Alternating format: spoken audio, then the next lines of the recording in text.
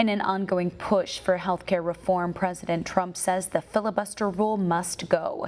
In a series of tweets unleashed over the weekend, the president said the rule, which requires 60 votes to advance most legislation, is killing the GOP. He urged Senate Republicans not to give up and pushed for a change in Senate rules to require a 51-vote majority to get healthcare reform and tax cuts approved. One America's Thomas Chesy has more on the history of the American filibuster, which the president claims is blocking many of his legislative efforts.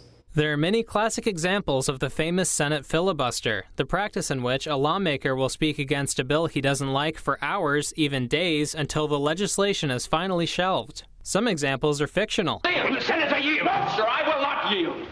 Some are very real. I rise today to begin to filibuster John Brennan's nomination for the CIA. And some are downright strange. I would not like them here or there. I would not like them anywhere. I do not like green eggs and ham. I do not like them. Sam, I am. But why does President Trump want to do away with a key piece of those Senate filibuster rules? The answer goes back to a Democrat who occupied the White House more than 100 years ago.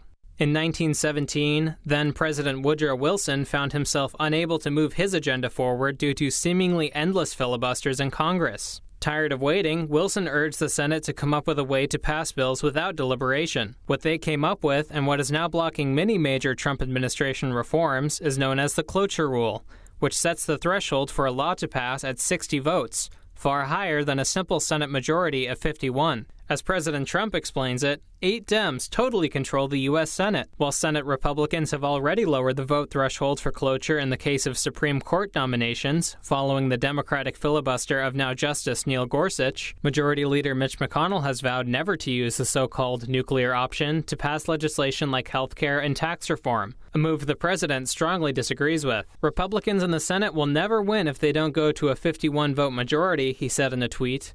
They look like fools and are just wasting time. Thomas Chesy, One America News.